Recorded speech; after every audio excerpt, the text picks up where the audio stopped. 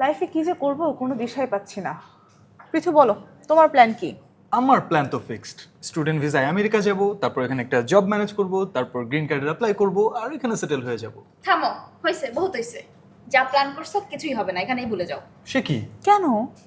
কারণ বলছি, পৃথুর মতো যারা প্ল্যান করে বসে আছেন তাদের আশার গুড়ে কিন্তু ইতোমধ্যেই বালি পড়ে গেছে। কারণ আগে যেমন আমেরিকায় বসেই গ্রিন কার্ডের আবেদন করা যেত, সেটা আর এখন হচ্ছে না।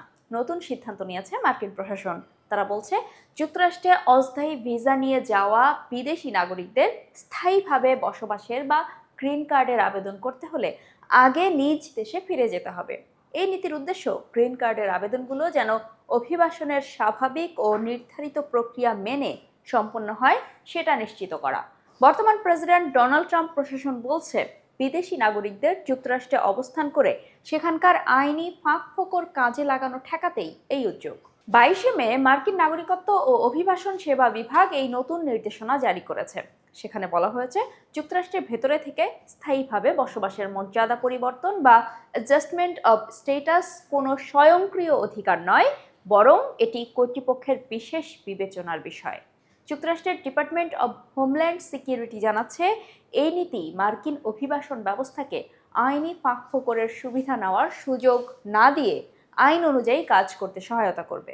এর কারণও ব্যাখ্যা করেছে ইউএসসিআইএস। তারা জানিয়েছে মার্কিন অভিবাসন ব্যবস্থায় সাময়িক ভিসাধারীদের সফরের উদ্দেশ্য শেষে নিজ দেশে ফিরে যাওয়ার কথা বলা হয়েছে, কিন্তু তাদের কেউ গ্রিন কার্ডের আবেদন করলে তখন অভিবাসন কর্মকর্তারা প্রতিটি আবেদন আলাদাভাবে ও পরিস্থিতি বিবেচনা করে মূল্যায়ন করবেন।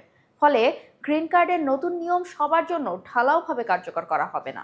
আবেদন মূল্যায়নে অভিবাসন কর্মকর্তাদের প্রতি কিছু বিষয়ে কঠোরভাবে বিবেচনার নির্দেশনাও দেওয়া হয়েছে। এর মধ্যে ভিসার শর্ত লঙ্ঘন, অনুমোদিত মেয়াদের চেয়ে বেশি সময় অবস্থান, অনুমতি ছাড়া চাকরি করা, জালিয়াতির আশ্রয় নেওয়া ইত্যাদি রয়েছে। এমনকি যুক্তরাষ্ট্রে প্রবেশের সময় যেসব শর্ত দেওয়া হয় আবেদনকারী সেসব ঠিকমতো মেনে চলেছেন কিনা সেটাও রয়েছে। তবে অভিবাসন প্রত্যাশীদের ওপর ট্রাম্পের কঠোরতা নতুন কিছু নয়। এ তো গত বছরই ট্রাম্প প্রশাসন বেশ কিছু শিক্ষার্থী, সংস্কৃতি বিনিময় পরিদর্শক ও গণমাধ্যম কর্মীদের ভিসার মেয়াদ কমিয়ে আনার পদক্ষেপ নিয়েছিল।